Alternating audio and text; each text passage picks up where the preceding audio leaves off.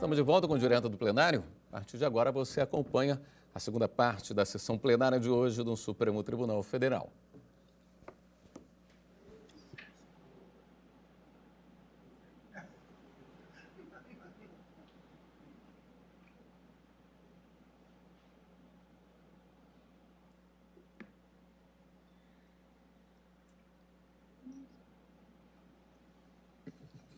Obrigada, podemos nos sentar.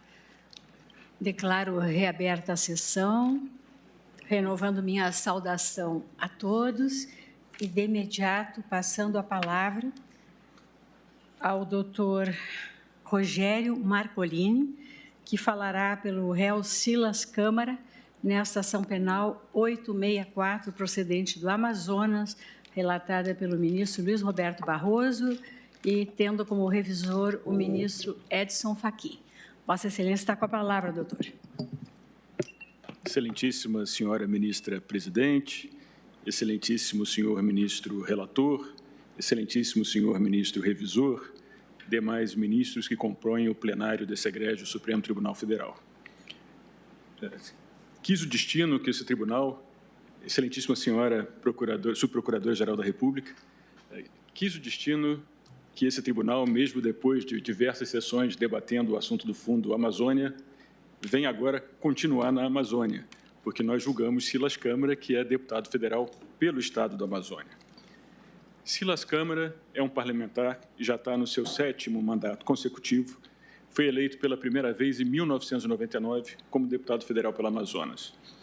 Silas, nesses anos todos, tem tido uma atividade parlamentar destacada, foi líder de bancada, líder de partido, líder de bancada setorial, ou seja, tem exercido seu mandato nessas 7 legislaturas com denodo e sem qualquer deslize, tanto é que vem sendo reconduzido pelo eleitorado do Amazonas por 7 vezes consecutivas.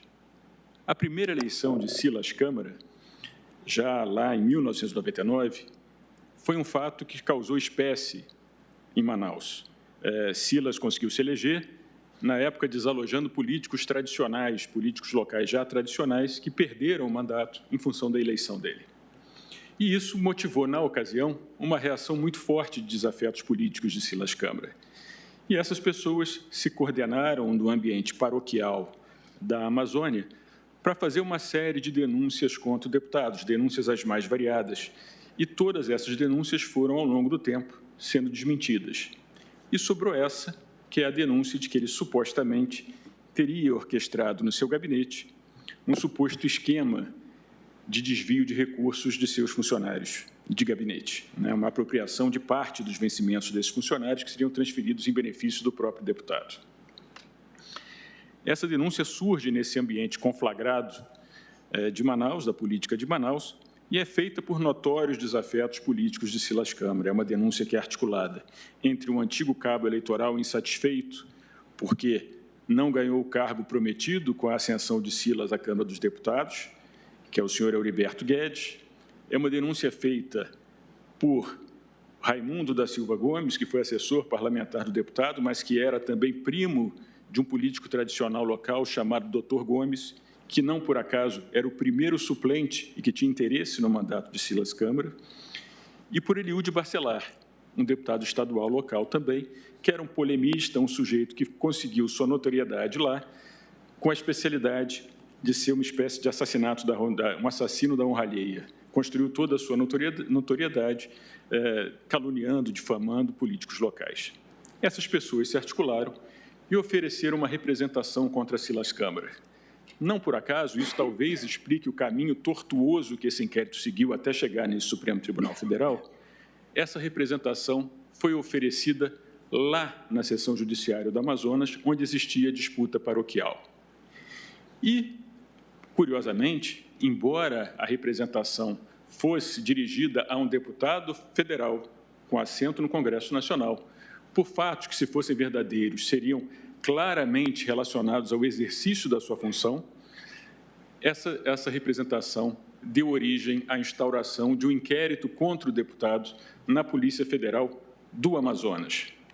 E mais curioso ainda, esse inquérito foi instaurado não para apurar a prática de qualquer crime, Mas, para apurar, e eu tenho aqui a portaria de instauração, inquérito para apuração de fato acima narrado, que, em tese, configura ilícito penal previsto no artigo 10, inciso 1º, da Lei 8429, de 92, ou seja, um inquérito criminal para apurar ato de improbidade administrativa, sem qualquer capitulação penal, ou seja, um inquérito instaurado em evidente desvio de finalidade. Esse inquérito, ou esse simulacro de inquérito, ele segue na Polícia Federal do Amazonas por quase um ano. E, durante esse ano, são ouvidas testemunhas, colhidas provas, realizadas diligências, até que esse inquérito vai à representação do Ministério Público Federal em Manaus, e o procurador da República, que examina esse processo um ano depois, constata o óbvio. E ele diz o seguinte: ora, um investigado é deputado federal, gozando de prerrogativa de foro perante o Supremo Tribunal Federal. E acrescenta: o presente inquérito não deveria ter sido aberto por requisição do Procurador da República e nem deveria tramitar perante a Justiça Federal de primeira instância. Essa constatação do óbvio faz com que esse inquérito seja remetido para esse Supremo Tribunal Federal e, na época, ele chega aqui e é distribuído ao então ministro Joaquim Barbosa. Sua Excelência, na ocasião, como é natural, recebe o inquérito e dá vistas à Procuradoria-Geral da República para que examine se há pertinência no prosseguimento do inquérito perante o Supremo Tribunal Federal ou não. E o Procurador-Geral da República, à época, o excelentíssimo Procurador Cláudio Fonteles, dá uma manifestação datada de 7 de outubro de 2003, na qual ele reconhece que nos fatos que foram trazidos a seu conhecimento não havia evidência da prática de crime, mas tão só de ato de improbidade administrativa. Diz o procurador: o inquérito de 2005 investiga a suposta prática de desvio de verbas públicas pelo deputado federal, liberadas para pagamento de funcionários em seu gabinete parlamentar, consubstanciada na exigência do repasse de parte da remuneração percebida pelos funcionários ali lotados. Como se vê, o deputado federal, com essa conduta, praticou o ato de improbidade administrativa e não crime de concussão. E mais adiante, preliminarmente, em que pese a autuação desses autos como inquérito, cabe destacar que, em caso, não se trata de inquérito policial. Tem-se aqui a ação civil de improbidade administrativa proposta pelo Ministério Público do Estado do Amazonas, razão pela qual melhor seria, nos termos das normas regimentais, a reautuação desse processo como petição.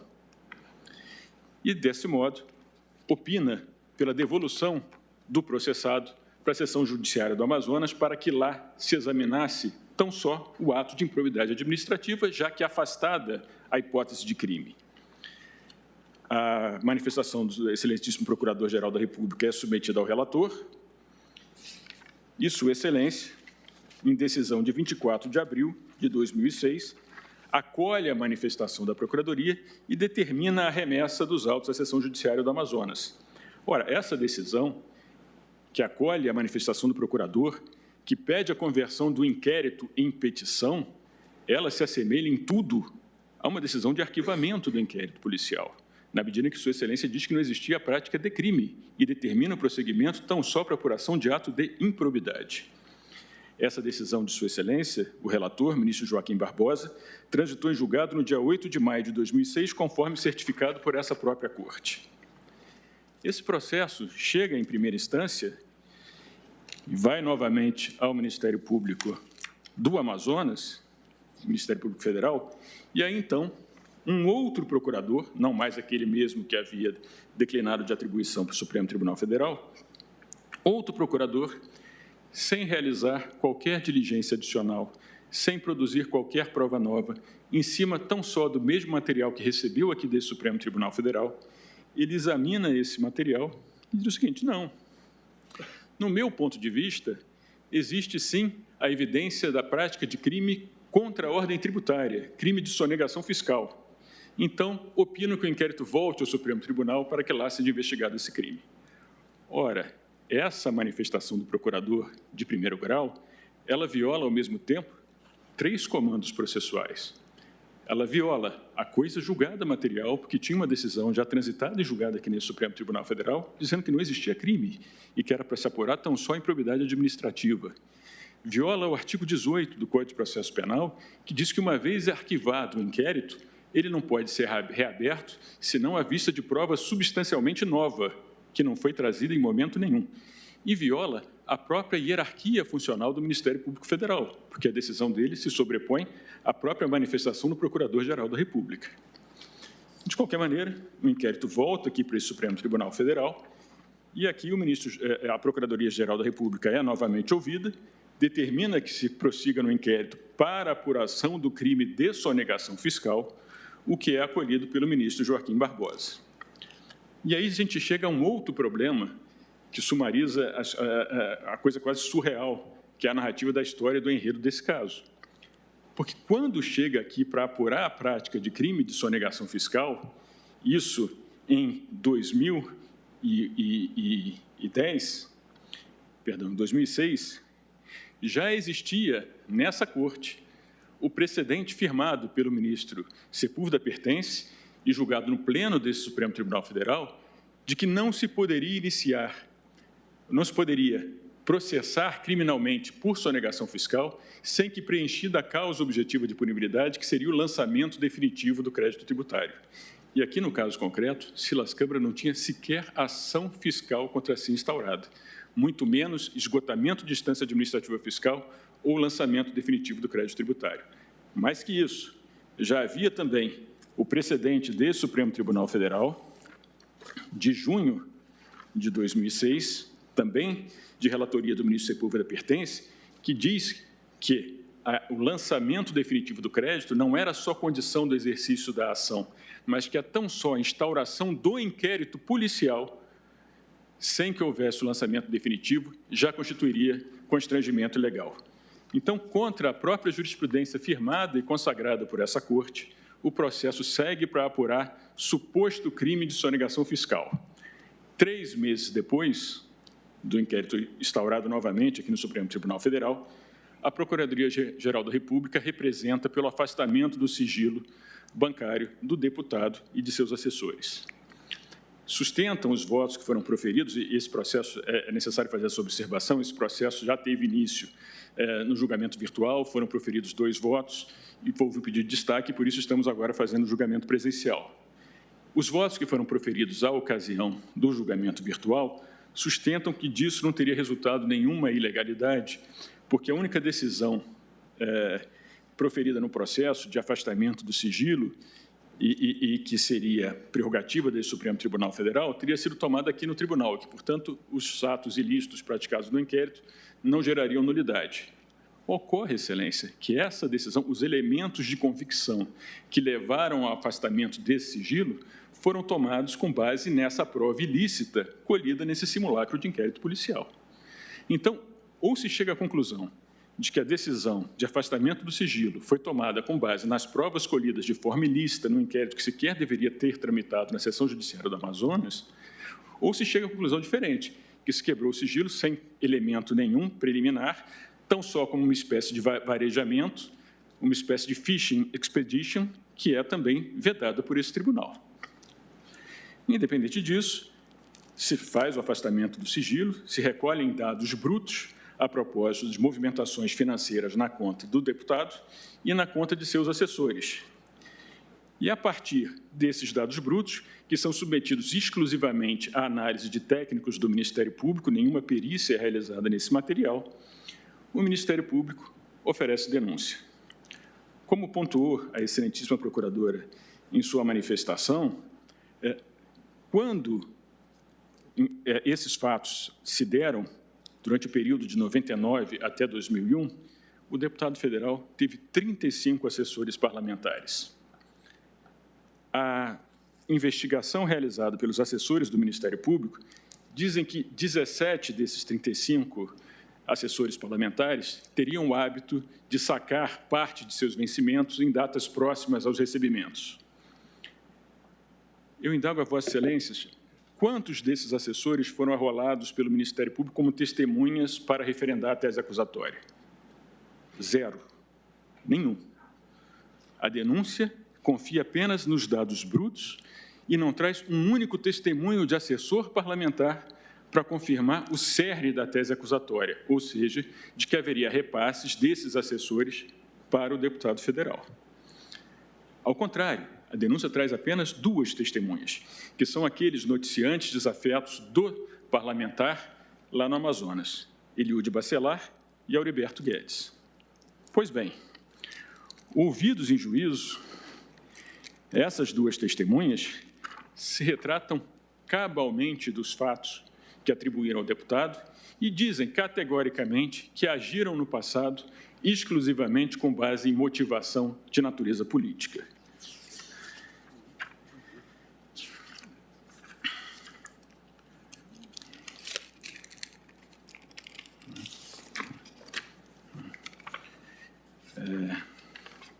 Peço um pouco de paciência a Vossa Excelência.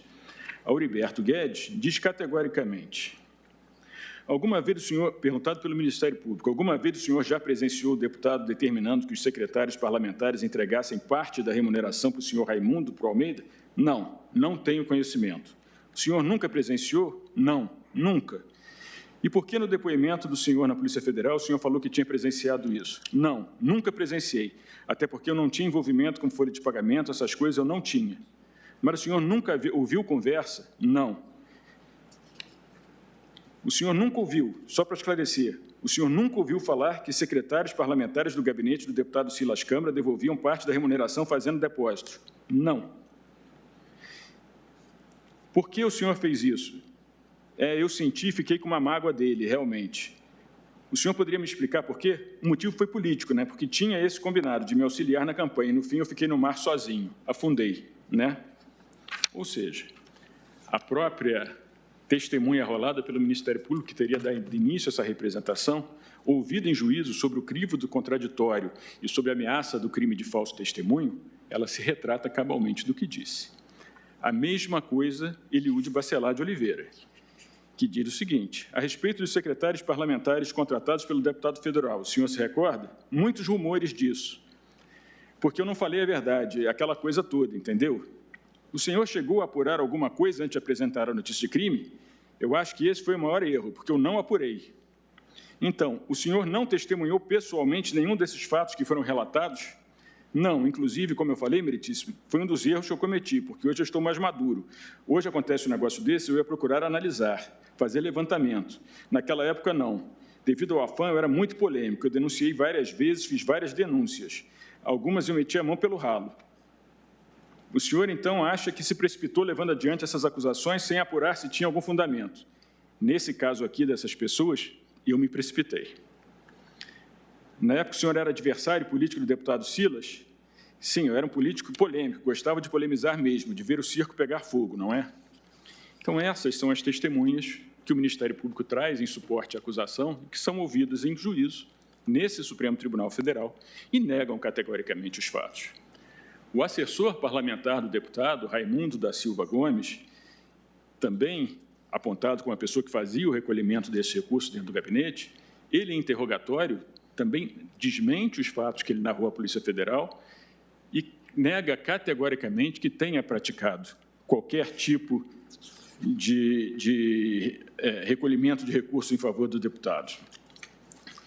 Mais que isso, como o interrogatório dele foi gravado em vídeo trazido a essa corte, para que não restasse dúvida, foi recolhida uma escritura pública declaratória em que Raimundo da Silva Gomes diz categoricamente que, na ocasião de suas declarações prestadas à Polícia Federal de Manaus, faltou com a verdade, estimulado e coagido pelo senhor Eliúde Bacelar, até então desafeto e adversário político de Silas Câmara.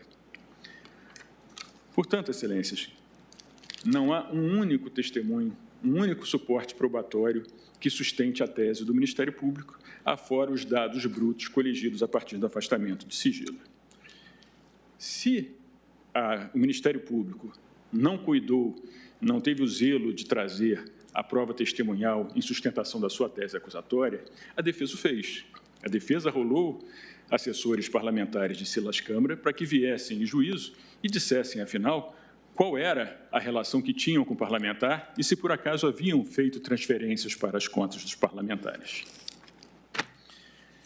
E aqui é importante dizer que, embora o Ministério Público fale que foram identificadas evidências de saques feitos pelos funcionários em datas próximas a seus recebimentos e que há evidências de valores depositados na conta de Silas Câmara sem origem comprovada, é importante dizer o seguinte, que prova efetiva de transferência direta de valores de assessores para Silas durante o período de 3 anos em que foram feitas as diligências, que o Ministério Público refere, de 99 a 2001, há apenas 5 transferências. 5 transferências que foram feitas das contas dos parlamentares diretamente para as contas dos deputados. E todas essas transferências em valores modestos. Essas transferências somadas não chegam a R$15 mil. Esses parlamentares, esses assessores parlamentares que fizeram essas transferências localizadas, identificáveis e que claramente são comprovadas, foram ouvidos como testemunha. E todos eles explicaram e justificaram essa movimentação a partir das relações interpessoais que acontecem normalmente entre chefe e funcionário no ambiente de gabinete, nessa troca de favores, e que seriam ou empréstimos pessoais ou teriam outra natureza, como adiantamento de despesas e coisas do gênero, mas todas elas dentro desse campo específico da troca de favores. Sérgio Câmara Lira, por exemplo, foi indagado sobre um depósito feito pelo deputado na conta dele, esclarece que era um empréstimo pessoal. Eu tive que fazer esse depósito para poder... O senhor se recorda do motivo desse empréstimo? Foi na compra de um veículo. Então, não teve nada a ver com a exigência de parte da remuneração? Não, negativo.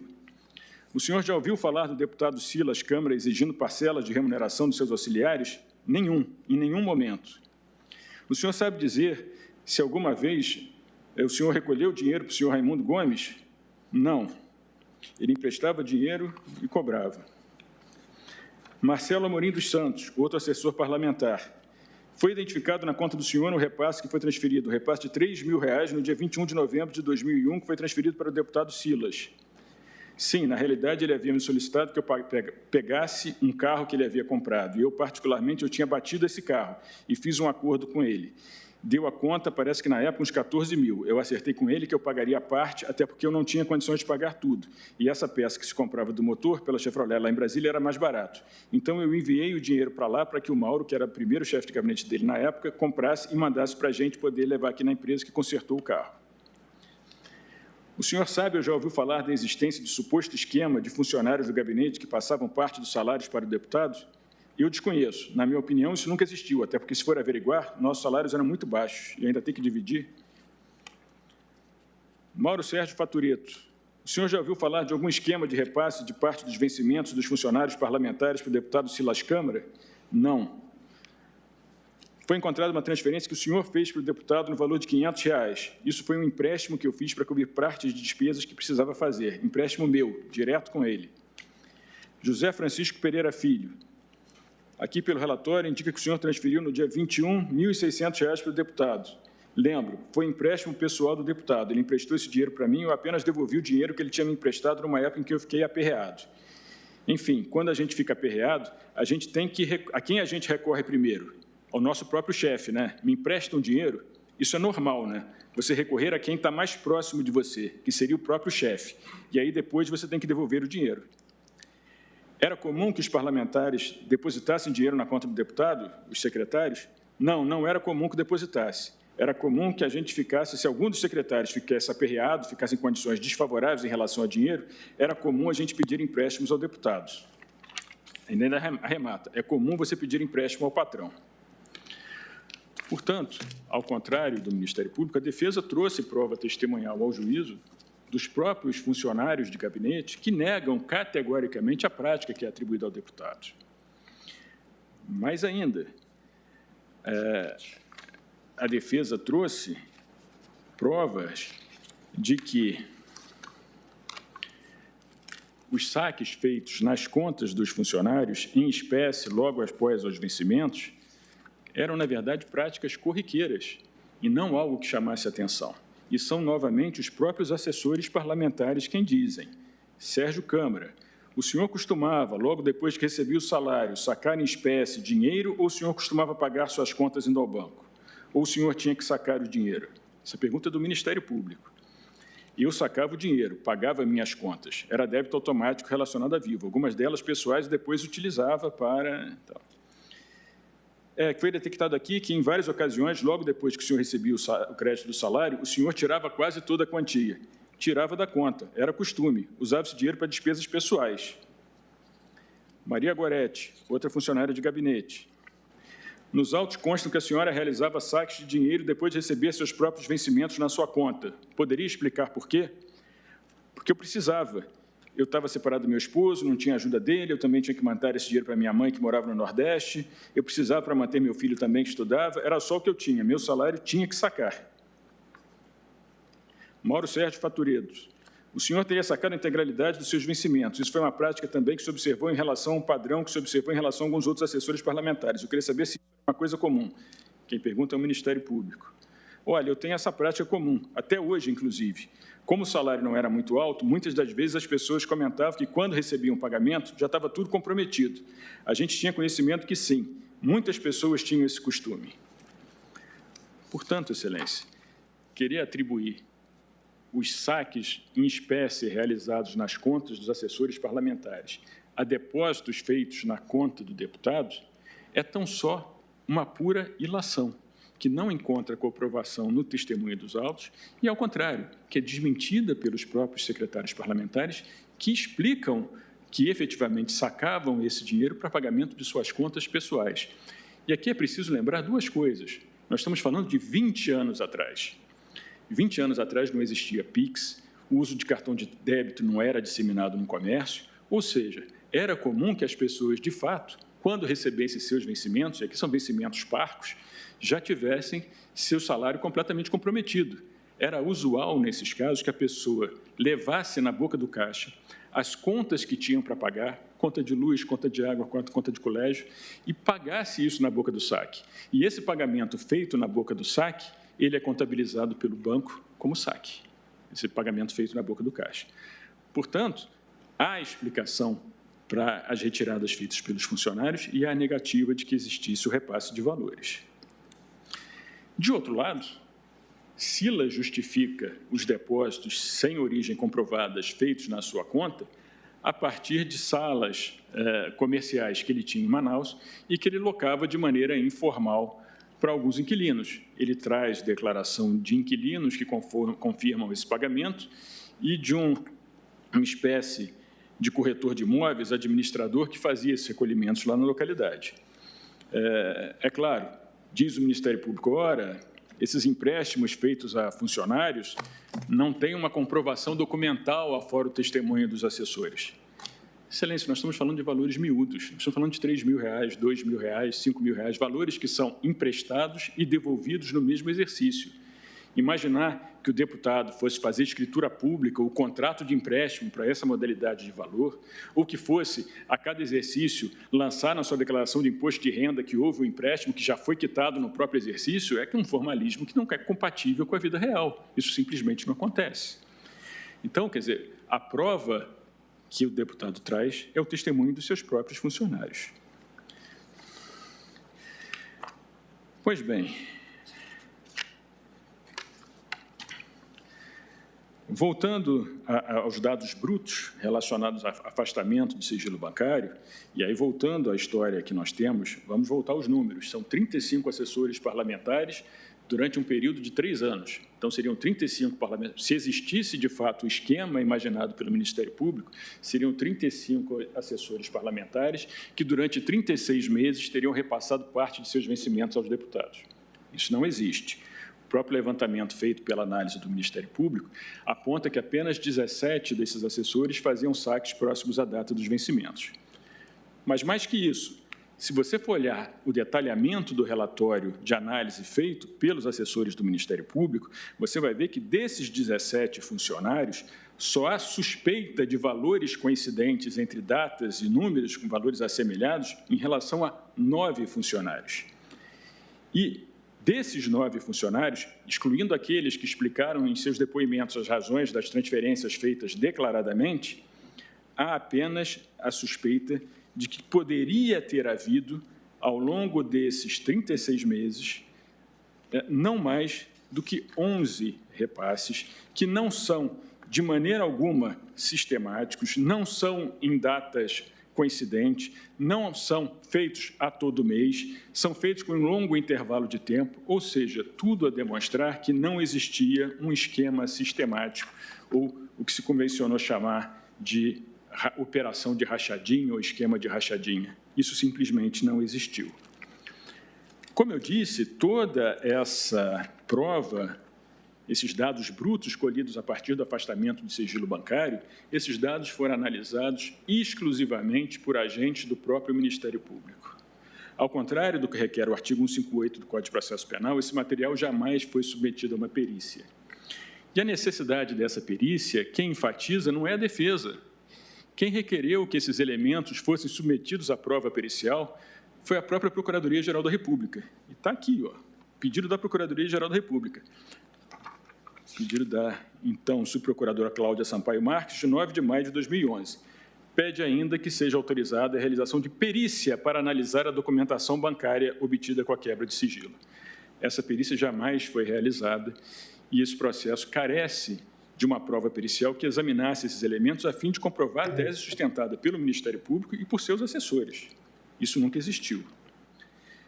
Me parece que, no caso, Excelências, que tudo conduz, ainda sem entrar na questão da tipicidade do crime ou não, mas analisando o material probatório aqui trazido, o que fica evidente é que não há provas suficientes no que se foi colhido até aqui para se formar, com a segurança necessária do direito penal, um juízo condenatório em relação a Silas Câmara. Existe um caso que foi julgado aqui, nesse próprio Supremo Tribunal Federal, um precedente, que é a ação penal 528 do Distrito Federal, julgamento no dia 12 de junho de 2018, foi relator o excelentíssimo ministro Edson Fachin, e que me parece que se assemelha como luva a esse caso. E a conclusão da Corte, naquela ocasião, da segunda turma, foi que o acervo probatório é insuficiente, o ônus da prova, incumbência do Ministério Público Federal, ausência de corroboração. A denúncia descreve esquema de desvios em proveito próprio dos recursos públicos da Câmara dos Deputados, destinados à contratação de assessores parlamentares. A ausência de inequívoca comprovação de que os assessores parlamentares efetivamente repassaram a remuneração ao deputado federal por intermédio de seu irmão. As provas orais colhidas nos autos se mostram insubsistentes para caracterizar o cometimento dos crimes noticiados na incoativa, sobretudo quando cotejados com laudo pericial e documentos requisitados. Princípio do indúbio pro réu, tendo em conta que a prova contida nos autos é totalmente insegura, o que impõe a absolvição com fulcro no artigo 386, inciso 7º do Código de Processo Penal.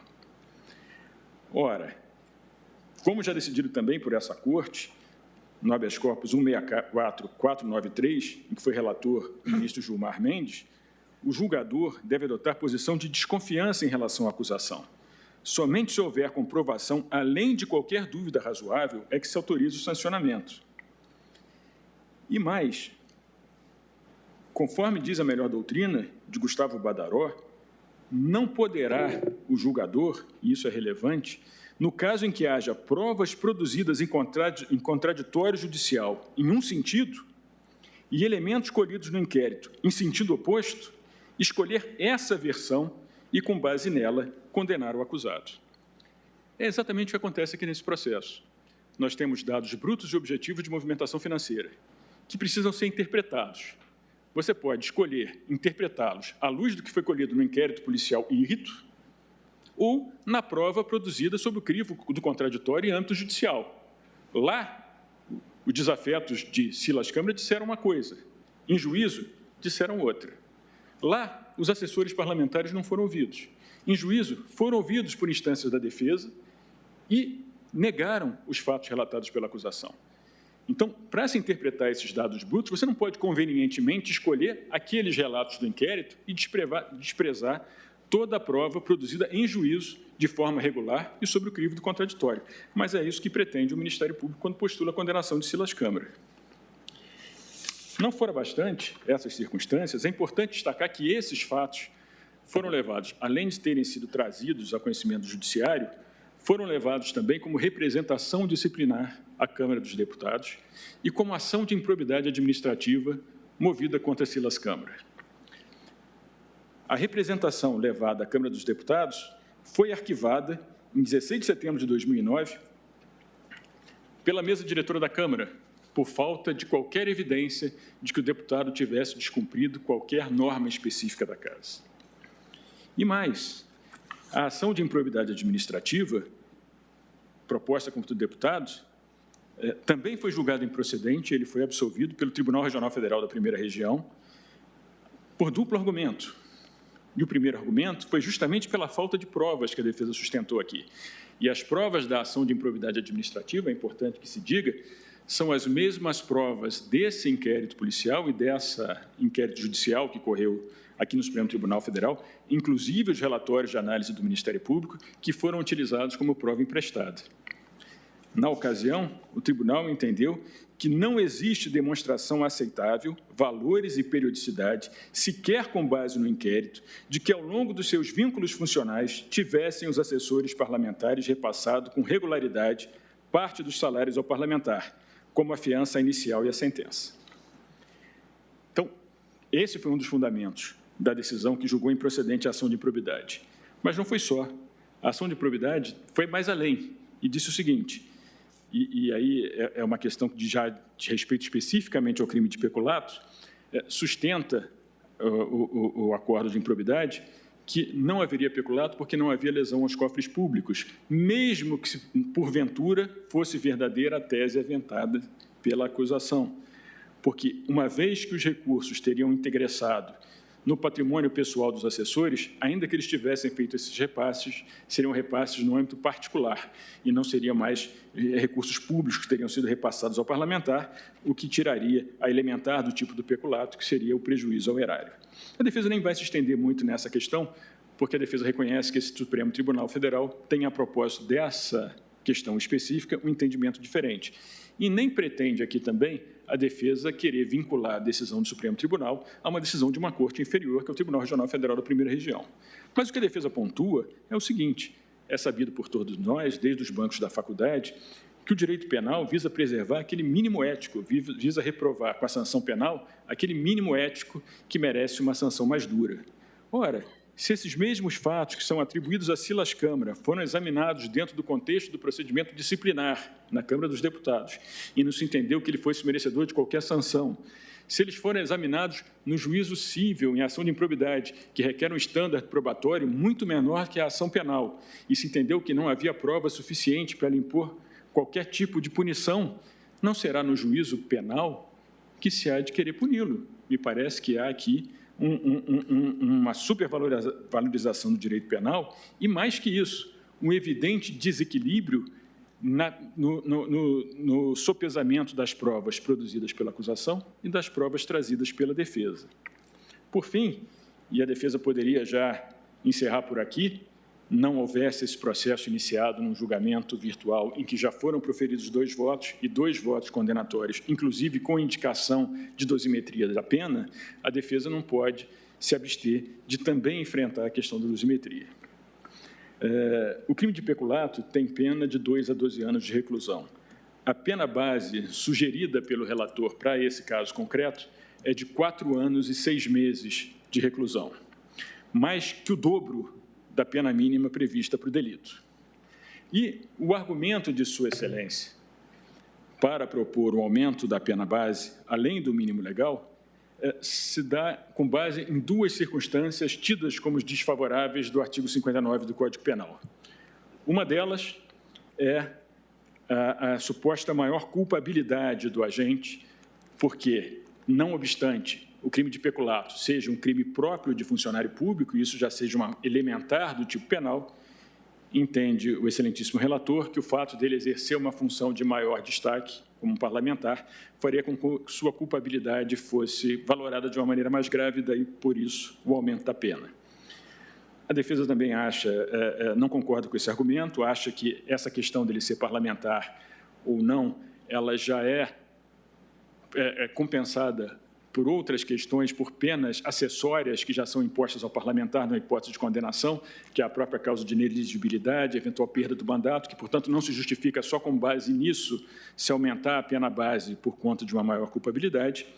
E o outro argumento, e talvez esse seja o mais curioso, é que Sua Excelência entende que devem ser valoradas negativamente as circunstâncias em que cometido o delito, porque o esquema de desvio de dinheiro público destinado ao pagamento dos salários dos servidores implicaria em que vários dos seus funcionários ficassem com quantias irrisórias ao fim de cada mês. Primeiro, não há demonstração dessa transferência sistemática todo mês por parte de todos os funcionários. Segundo, não há como querer entender como consequência do crime em desfavor do recorrente o suposto fato dos funcionários terem concorrido, de alguma maneira, com o repasse dos recursos e ficado com uma quantia menor, porque o crime não existiria se não houvesse o conluio desses funcionários. Na verdade, a se admitir como verdadeira a hipótese do Ministério Público, faltariam nessa ação penal outros 35 réus, que seriam os assessores parlamentares do deputado nesse período, que teriam feito voluntariamente os repasses. Entretanto, não tem nenhum deles denunciado. Tanto é que o próprio voto proposto em determinada passagem diz o seguinte: considerando-se que os parlamentares assentiram em repassar os valores ao parlamentar, a hipótese não seria, a meu ver, de subtração, mas sim de peculato desvio. Então, se há esse conluio, você não pode, em desfavor do deputado, aumentar a pena sob o argumento de que aqueles com quem ele se conluiou teriam sido desfavorecidos pela prática do ilícito. Então, a defesa entende que a pena, se porventura prevaleceu o entendimento da Procuradoria-Geral da República, contra o qual a defesa se opõe veementemente, porque não vê elementos nos autos para condenação, ainda que prevalecesse o decreto condenatório, a defesa entende que a pena deveria ser ajustada para a realidade do caso concreto, principalmente levando-se em conta que nós estamos tratando de fatos, repita-se, que aconteceram há 20 anos atrás, quando o deputado exerceu o seu primeiro mandato parlamentar. Então, ainda que, porventura, fossem verdadeiros esses fatos que são atribuídos a Silas Câmara, que ele tivesse efetivamente praticado esses fatos 20 anos atrás, eu volto a repetir, depois desse primeiro mandato, Silas Câmara já foi reeleito por 6 vezes. Exerceu a legislatura com dignidade e de forma correta com seus representados, tanto é que o reconduziram sucessivamente. Não há, nesses 20 anos, nada que possa ser apontado que desabone a sua atuação parlamentar. Embora, nos últimos anos, o Congresso Nacional tenha sido alvo de várias investigações, com ou sem razão, não vou entrar aqui no mérito dessa questão, em procedimentos que se tornaram emblemáticos e que foram rotulados pela mídia, Silas Câmara não foi envolvido em nada, não foi investigado em nada. Ou seja, ainda que porventura se entenda que ele agiu mal há 20 anos atrás, é também forçoso reconhecer que de lá para cá ele teria se emendado e teria agido de maneira correta. E isso, embora não se possa pedir que isso seja considerado propriamente uma atenuante genérica, porque a ninguém pode beneficiar o simples fato de agir em conformidade com a lei, ou de ser um cidadão correto, ou de ser um cidadão justo, mas é óbvio que isso deve ser sopesado quando se avalia a necessidade de se impor uma pena restritiva de liberdade a Silas Câmara que seja compatível não só com os fatos específicos que são atribuídos a ele na ação penal, mas também com o grau de culpabilidade e o grau de periculosidade efetiva que Silas Câmara hoje representa. Isso não pode fugir da cabeça dos julgadores.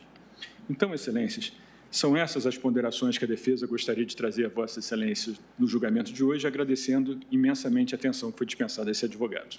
Muito obrigado. Agradeço ao doutor Rogério Marcolini. Passo a palavra ao eminente relator.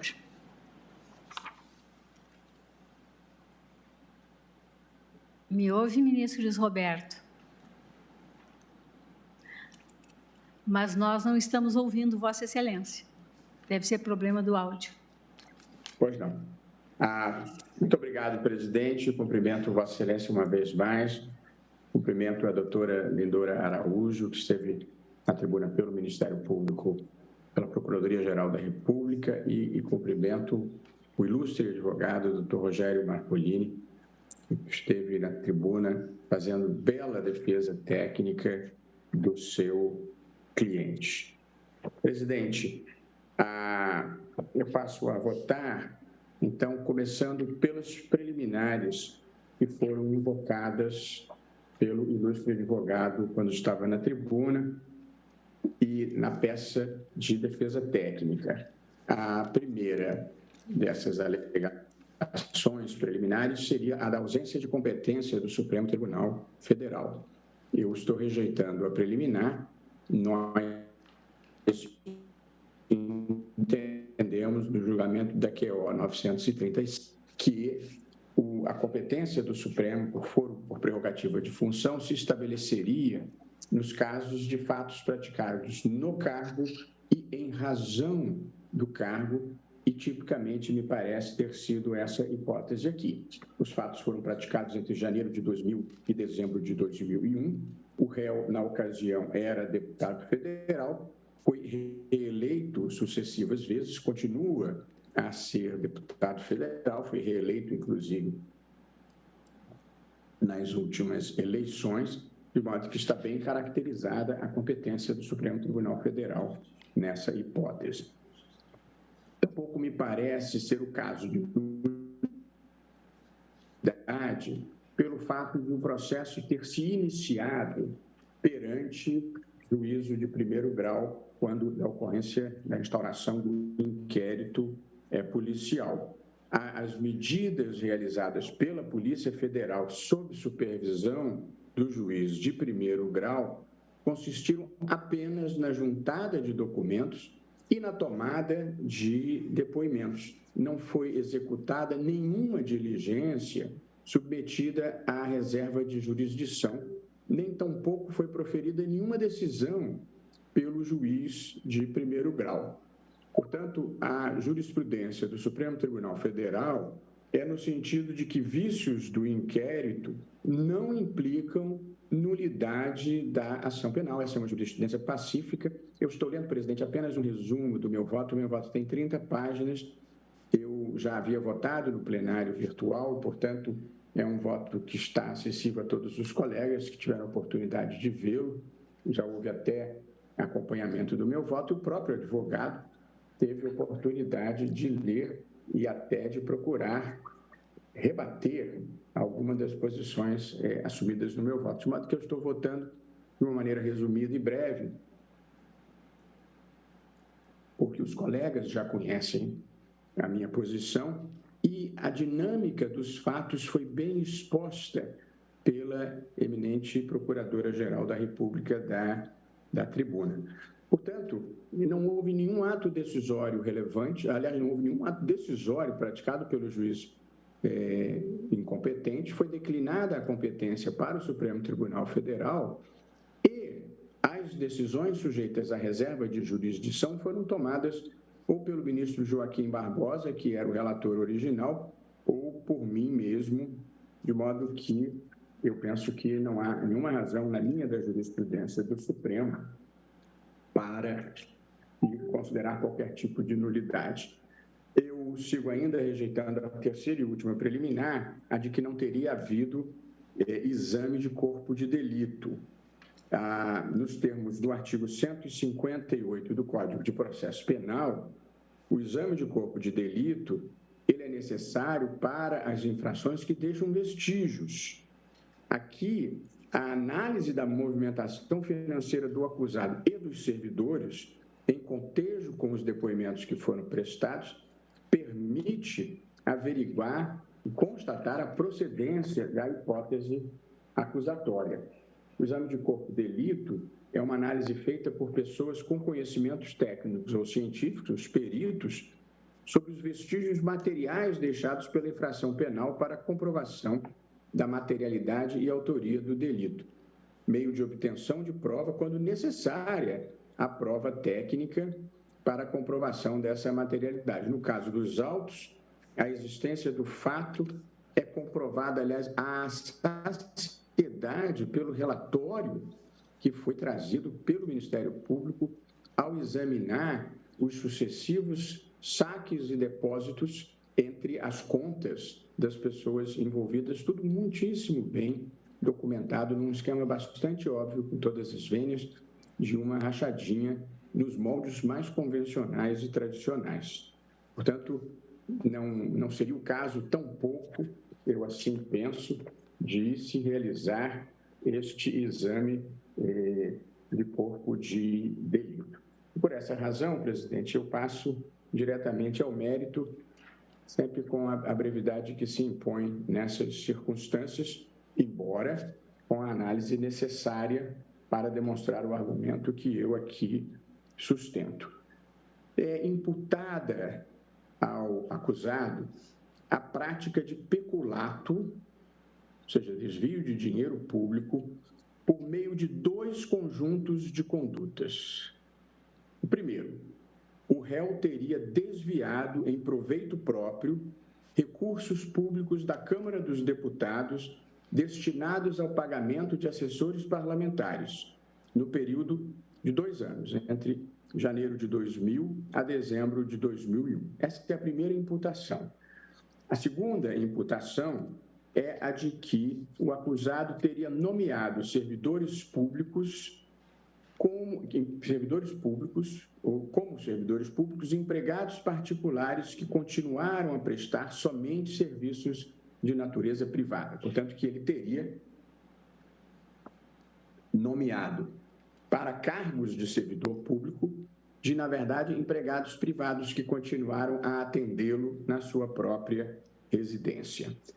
O modus operandi nessa operação, sempre com a brevidade que se impõe, é que em datas imediatamente subsequentes ao aporte dos vencimentos nas contas dos assessores, tanto feito o depósito do salário, da remuneração na conta dos assessores, imediatamente eram realizados sucessivos saques e, em seguida, ocorriam depósitos em dinheiro nas contas de titularidade do parlamentar, Silas Câmara, ou do seu secretário, Raimundo da Silva Gomes, que era o responsável por arrecadar os valores e pagar contas do deputado, sendo que eventuais saldos eram depositados na conta do parlamentar.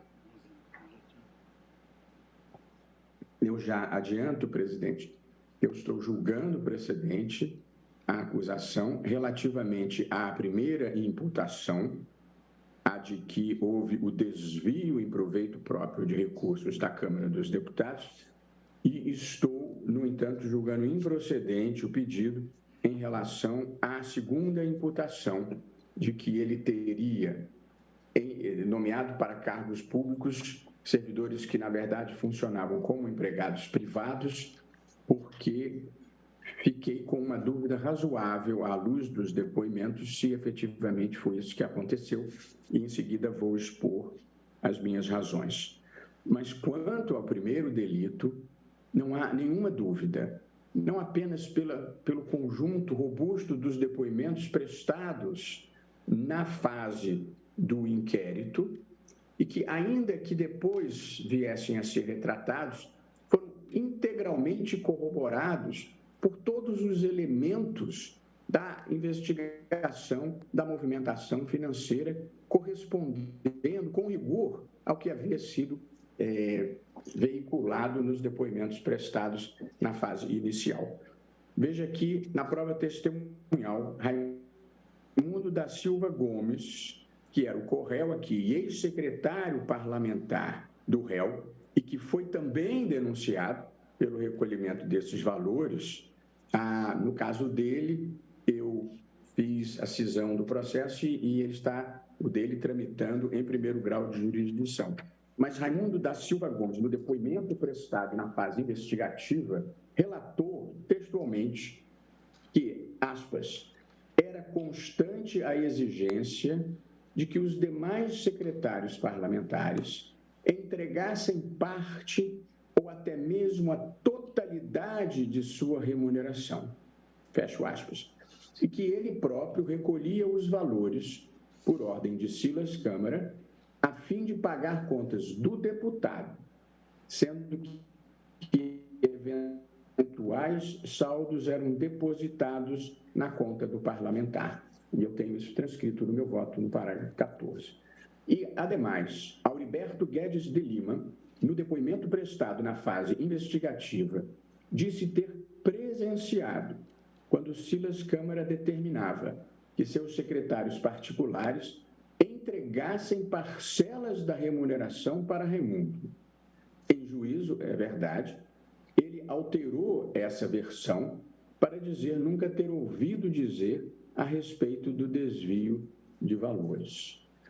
Esses depoimentos prestados na fase de investigação seriam insuficientes por si sós para comprovar a responsabilidade do acusado.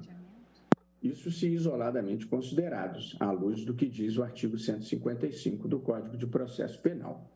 Contudo, as provas produzidas na fase do contraditório judicial, acrescida das que foram produzidas nas cautelares, corroboram as declarações e auxiliam na confirmação da hipótese acusatória.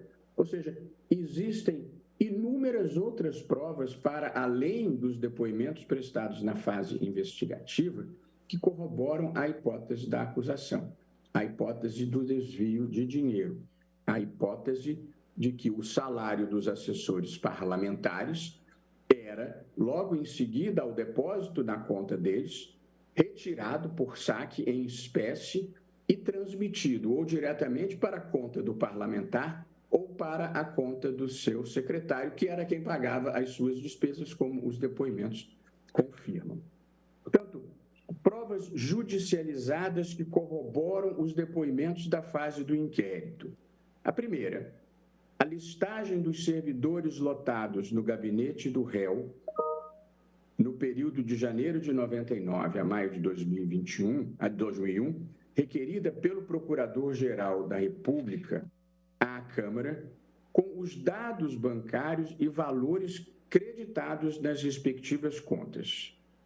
A informação obtida junto à Assembleia Legislativa do Amazonas, evidenciando que José Francisco Pereira Filho e Marcelo Amorim dos Santos ocuparam simultaneamente cargos na Câmara dos Deputados e na Assembleia Legislativa do Estado. Ou seja, 2 desses assessores parlamentares que foram nomeados para cargos na Câmara dos Deputados e cujos salários eram sacados,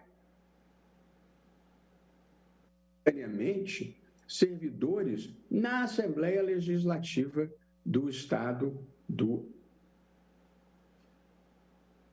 Cuidade, eles não poderiam estar nos lugares ao mesmo tempo e, portanto, os depósitos eram apenas para que se pudesse fazer o saque para repassar ao deputado ou a mando do deputado. O afastamento, a outra prova, dos sigilos bancários autorizados pelo ministro Joaquim Barbosa, cujos dados foram analisados pela Assessoria de Análise e Pesquisa da Procuradoria-Geral da República e que concluiu no seu relatório que tudo o que havia sido afirmado na fase investigativa era corroborado pelas transações financeiras. E eu, mais abaixo, transcrevo especificamente as conclusões desse relatório que foi feito, como disse, pela Assessoria de Análise da Procuradoria-Geral da República. Há uma longa transcrição, os colegas que tenham interesse, ela se encontra a partir da página 7 do meu voto, no voto integral que foi junto. Ainda corroboram os depoimentos da fase investigativa a análise realizada pela assessoria da Procuradoria-Geral da República em relação à movimentação financeira de Raimundo da Silva Gomes, que permitiu concluir que, no período, ele recebeu vencimento no valor de R$ 22.532,49. Mas a sua conta, ele recebia 22 mil, mas a sua conta foi beneficiária do valor total de R$ 77.444, somente em depósitos eletrônicos e em dinheiro, o que corresponde a mais de 3 vezes o total líquido de suas remunerações. Mas esses valores que entraram na conta de Raimundo, o secretário do parlamentar, não permaneceram lá. No mesmo período, houve houve um débito de R$ 96.522,35 na sua conta de titularidade. Portanto, foi o que os outros depositaram, mais o dele próprio. As movimentações permitem concluir que a conta de Raimundo não era utilizada somente para o recebimento da sua própria remuneração, mas era utilizada especialmente como centro de captação dos valores de terceiros não identificados e repasse do dinheiro mediante saques em espécie ou pagamento de despesas alheias. Tudo isso descrito em minúcia no relatório que se encontra nos itens 24 e 25 do voto que foi devidamente distribuído. E aqui eu faço uma observação que considero importante. Esses fatos, como observou o ilustre advogado da tribuna, eles ocorreram há 20 anos atrás.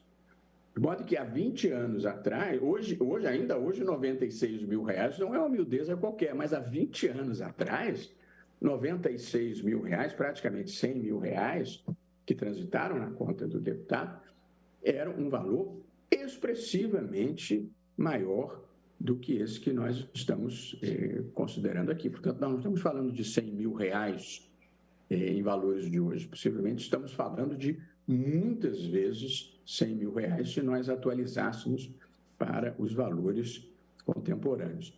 E ainda corroboram também o que se apurou na fase investigativa, a análise realizada pela assessoria da Procuradoria-Geral da República em relação à movimentação financeira do próprio deputado federal, que permitiu concluir que ele foi destinatário de diversos depósitos efetuados por pessoas não identificadas no período delimitado pela acusação. Recebeu alguns depósitos realizados nominalmente por seus secretários parlamentares e, somando os valores creditados nas duas contas do acusado, provenientes de seus assessores ou de depósitos não identificados, chegou-se ao montante de R$ 248.205,93. Sempre lembrando que estamos falando de valores de 20 anos atrás, cerca de R$250 mil há 20 anos atrás, era uma quantia bastante expressiva. Seguindo ainda na análise realizada pela Assessoria de Análise e Pesquisa da Procuradoria-Geral da República em relação à movimentação financeira dos 17 secretários parlamentares, a análise constatou que logo após o recebimento da remuneração, eles realizavam saques correspondentes a praticamente a totalidade do seu salário e, como visto, depois depositavam ou na conta de Raimundo, ou na secretário, ou na conta do próprio parlamentar. E, portanto, na minha visão, me parece fora de dúvida que esse conjunto de provas mostra-se suficientemente convincente para demonstrar que o acusado efetivamente desviou em proveito próprio parcelas das remunerações dos seus secretários parlamentares. A versão defensiva que foi defendida com muita competência da tribuna, em todas as vênias, no entanto, a meu ver, não merece prevalecer.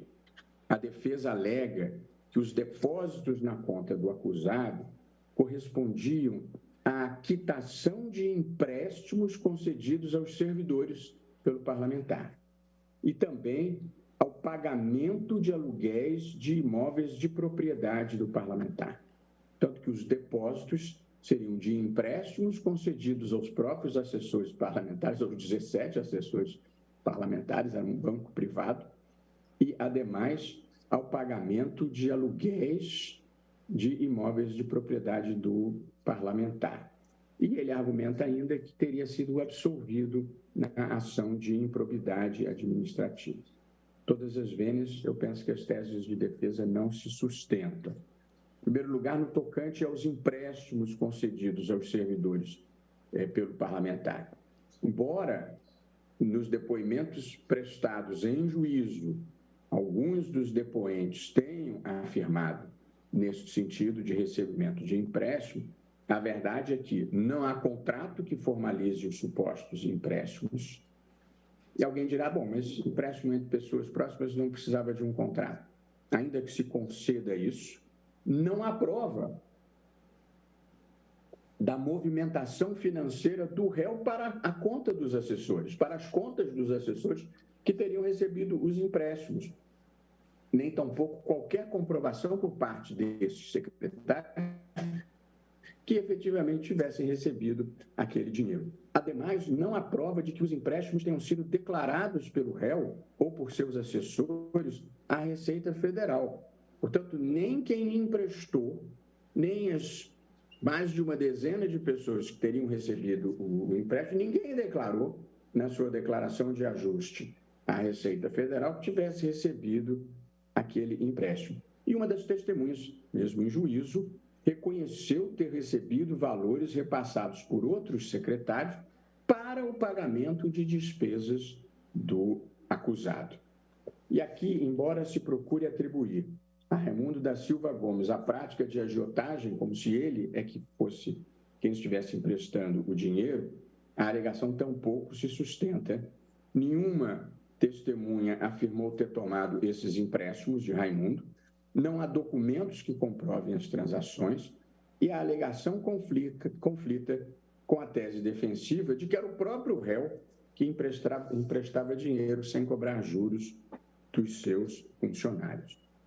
Portanto, a afirmação defensiva de que o parlamentar fazia empréstimos aos seus 17 assessores parlamentares e que esses pagamentos eram a restituição desses empréstimos não se sustenta em nenhum outro elemento que não uma afirmação sem comprovação e, cá para nós, sem plausibilidade.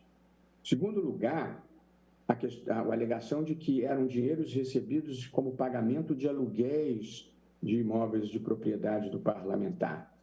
O acusado diz ser proprietário de um prédio com 64 salas em Manaus, sendo que os inquilinos pagavam de R$ 1.500 a R$ 4.500 por conjunto de sala. Os valores seriam pagos ao corretor de nome Joaquim, que supostamente os entregava em dinheiro aos familiares do acusado, os quais, por sua vez, depositavam parcelas desses valores na conta do acusado. A versão, além de fantasiosa, não se sustenta, pois as declarações de Joaquim Caetano Fernandes e Raimundo Nonato Marreiros de Oliveira não desfazem as conclusões das movimentações financeiras já documentadas. Não foi juntado nenhum contrato de locação. Portanto, nenhuma das 64 salas alugadas tinha um contrato de locação que justificasse aqueles pagamentos estranhamente feitos em espécie, não ao próprio proprietário, mas aos seus familiares, que então iam ao banco e depositavam na conta ou do parlamentar ou do seu secretário. Não é minimamente razoável essa história, sendo que não há nenhum documento de locação, nenhuma prova de que esses familiares tenham feito o depósito e tenham minimamente guardado o comprovante, e tampouco esses familiares que teriam feito essas operações foram arrolados como testemunhas. Eles nunca compareceram para dizer que isso efetivamente pudesse ter ocorrido. Portanto, não me parece comprovada nem plausível a versão quer do empréstimo, quer a do recebimento de aluguéis. E, por fim, presidente, a absolvição na ação de improbidade, nós temos jurisprudência pacífica, que são entendimentos, são instâncias totalmente diferentes, a administrativa e a penal, sendo certo que a própria tese de absolvição não corresponde à jurisprudência dominante. Lá no TRF1 se entendeu, aspas, os respectivos vencimentos, uma vez creditados em suas contas bancárias, constituem recursos privados à livre disposição dos seus titulares. Fecho aspas. Não cabe sustentar que os recursos creditados nas contas bancárias constituam recursos privados. São recursos que saem dos cofres públicos e, de acordo com o esquema narrado e comprovado, a destinação à conta do réu já era prevista anteriormente. A pessoa já era contratada para participar desse esquema. Assim, o trânsito na conta dos assessores era uma mera passagem para o seu destinatário final. Chego, portanto, à capitulação dos fatos. Estou comprovado que o réu, valendo-se do cargo de deputado federal, desviou valores destinados ao pagamento de assessores parlamentares em proveito próprio. A conduta foi capitulada pela PGR no artigo 312, parágrafo 1º do Código Penal, que tem a seguinte dicção: apropriar-se o funcionário público de dinheiro, valor ou qualquer outro bem móvel, público ou particular, de que tenha posse em razão do cargo ou desviá-lo em proveito próprio ou alheio. A pena é a reclusão de 2 a 12 anos e multa.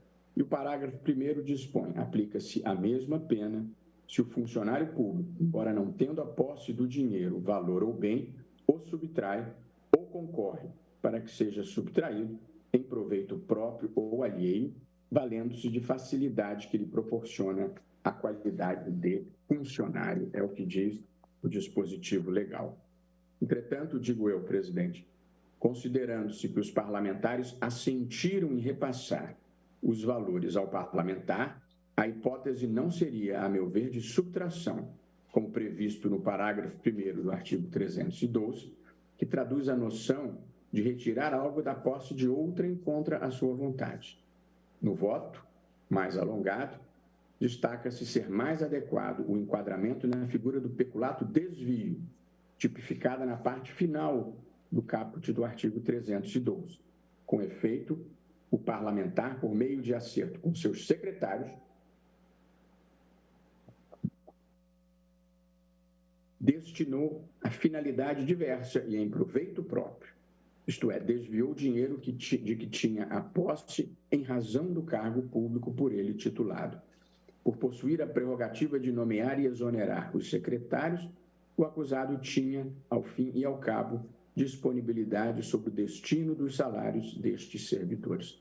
Portanto, presidente, parece-me fora de dúvida, presidente e ilustres colegas, que aqui está claramente configurada a prática do peculato desvio, a rachadinha generalizadamente praticada em muitas partes do país, em casas legislativas, e que claramente constitui uma prática moral e legalmente ilegítima. Quanto à segunda imputação, presidente, serei bastante breve, porque aqui eu estou absolvendo o acusado. A hipótese, de acordo com a denúncia, é a seguinte: os servidores Maria Gorete Aguiar Gomes, José de Oliveira Dantas e Roberto Souza da Silva não prestavam efetivos serviços no gabinete parlamentar, mas seriam, respectivamente, cozinheira, auxiliar de serviços gerais e motorista do acusado. Firmou-se na jurisprudência deste Supremo Tribunal Federal a diferenciação do ponto de vista da adequação típica, ou seja, da criminalização ou não, diferenciaram-se duas condutas. A primeira, usar funcionário público em atividade privada. E a segunda, usar a administração pública para o pagamento de empregado particular. Somente a segunda, na linha da jurisprudência do tribunal, configura o crime de peculato. Em respeito ao princípio da legalidade, reconheço que a prestação de serviços eventuais de interesse particular não se enquadra formalmente na figura típica do artigo 312 do Código Penal, é o que já decidiu o Supremo Tribunal Federal. Não há prova documental desse fato. A acusação de que os servidores Maria Gorete, José e Roberto não prestavam nenhum tipo de serviço ao gabinete do deputado está fundada unicamente na prova testemunhal, que me pareceu insuficiente porque o acusado e os 3 servidores negam os fatos e o conjunto da prova testemunhal permite concluir que existe plausibilidade na hipótese de que, mesmo após a nomeação, Maria Goretti, José de Oliveira Dantas e Roberto Souza da Silva tenham continuado a prestar exclusivamente serviços de natureza privada ao acusado. Contudo, a falta de outros elementos materiais não é viável, a meu ver, a condenação baseada unicamente em declaração tão contraditória entre si. O quadro, julgo procedente a pretensão punitiva estatal para condenar Silas Câmara nas penas cominadas no artigo 312, caput, parte final do Código Penal, por diversas vezes em semelhantes condições de tempo, lugar e maneira de execução. E aí, presidente, na fixação da pena, eu disse o seguinte, e aqui concluirei o meu voto. A pena cominada ao crime de peculato é de reclusão de 2 a 12 anos, tanto um largo espectro, e multa, de acordo com o artigo 312 do Código Penal. Esse parâmetro largo visa justamente a permitir ao Poder Judiciário diferenciar, dentro do espectro de condutas que tipificam o delito, as ofensas menos graves daquelas mais repugnantes à administração pública. Consideradas as circunstâncias de que cuida o artigo 59 do Código Penal, reconheço, no caso sob exame, o maior grau de culpabilidade da conduta, na medida em que o crime foi praticado por deputado federal, titular de mandato eletivo do mais alto escalão da República. Se a qualidade de funcionário público é inerente ao tipo penal, é evidente que, quando cometido por parlamentar federal em exercício abusivo de suas funções, o delito merece ser apenado mais severamente.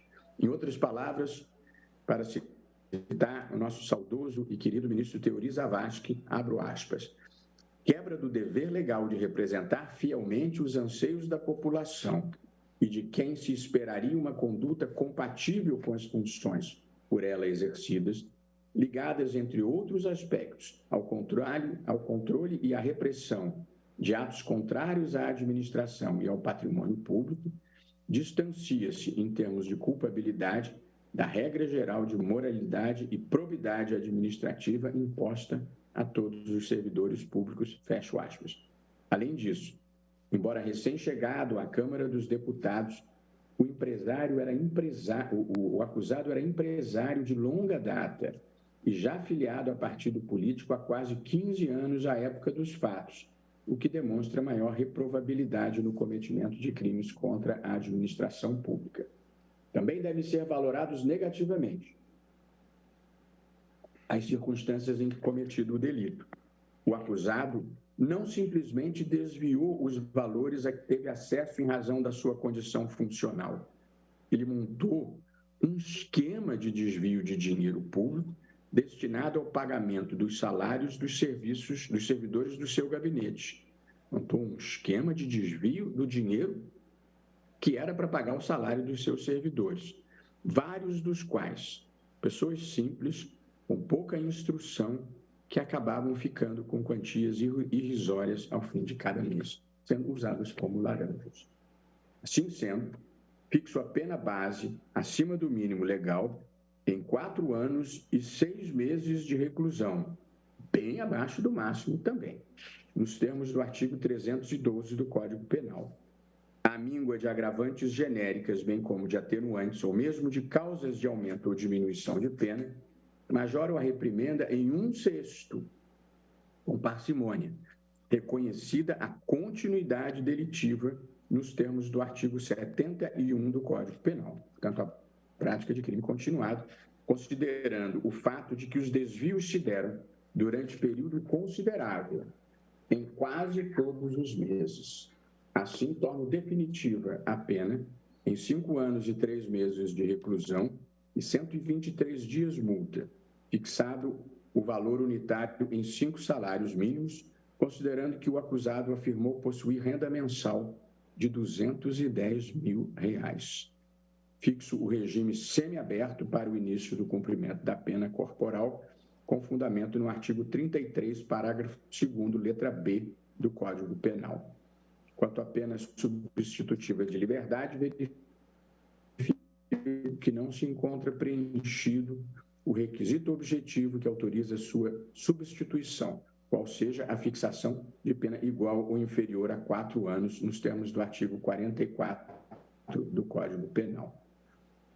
Como efeito da condenação, o réu deve ressarcir o dano material causado aos cofres públicos, no montante comprovado de R$ 248.205,93, da época a ser devidamente corrigidos até a quitação do débito por se tratar de produto do crime. Quanto aos danos morais, diante da ausência de pedido na denúncia, julgo incabível a pretensão ministerial. Nos termos do artigo 804 do Código de Processo Penal, condena o réu ao pagamento das custas processuais. Então, logo esgotada a análise de eventuação e após o trânsito em julgado, caberá à Câmara dos Deputados deliberar nos termos do artigo 55, parágrafo 3º. E, ao final, eu determino que se oficie ao Tribunal Superior Eleitoral para fins do artigo 15, inciso 3 da Constituição Federal. Portanto, presidente, esse é o meu voto. Condenação por peculato desvio pela prática de um fato que é, a meu ver, claramente delituoso, consistindo na popular rachadinha, que é o desvio de dinheiro público com trânsito por servidores que são fantasmas ou que recebem muito menos do que aquele valor, acabam, na verdade, sendo desviados para o bolso do agente incriminado. Como voto, presidente, agradecendo aos colegas pela atenção e sempre lembrando que o meu voto detalhado, esmiuçando todos os pontos, os depoimentos e os relatórios, foi devidamente distribuído aos colegas por via digital, em plenário virtual, é de conhecimento de todos, inclusive do próprio advogado, razão pela qual me permiti, presidente, para utilizar o tempo do plenário, fazer um resumo dos meus argumentos e dos fundamentos da minha decisão. Muito obrigado, presidente. Obrigada, ministro Luiz Roberto Barroso. Teríamos, na continuidade, o voto do eminente revisor, ministro Edson Fachin, depois o voto do ministro Nunes Marques, que fez o destaque no plenário virtual, trazendo esse processo para o plenário presencial. Consulto, em função do horário, o ministro Edson Fachin. Pois não, presidente. Eu, como isso ia acontecer, me ponho de acordo com o encaminhamento que a presidência der. Evidente que estou pronto para, na condição de revisor, proferir o voto. E eu farei, caso assim Vossa Excelência entenda que seja a hipótese. Agradeço a Vossa Excelência, ministro Fachin. Agora, me parece, nós estamos ainda aqui com o quórum legal, temos 3 ministros em plenário, que seria mais adequado que nós dessemos continuidade na próxima quinta-feira, né, em função de uma dificuldade de comparecimento do eminente relator, dia 10 de novembro, sendo possível, então, que, com a presença de todos, possamos colher os votos. Fica bem, então, para Vossa Excelência. Acompanho, como disse, a orientação de Vossa Excelência. Agradeço, ministro Fachin, e eu declaro encerrada a sessão, agradecendo a presença de todos, em especial dos estudantes de Direito do curso do Centro Universitário FAI de Curitiba, Paraná, que ainda estão conosco. Uma excelente noite a todos.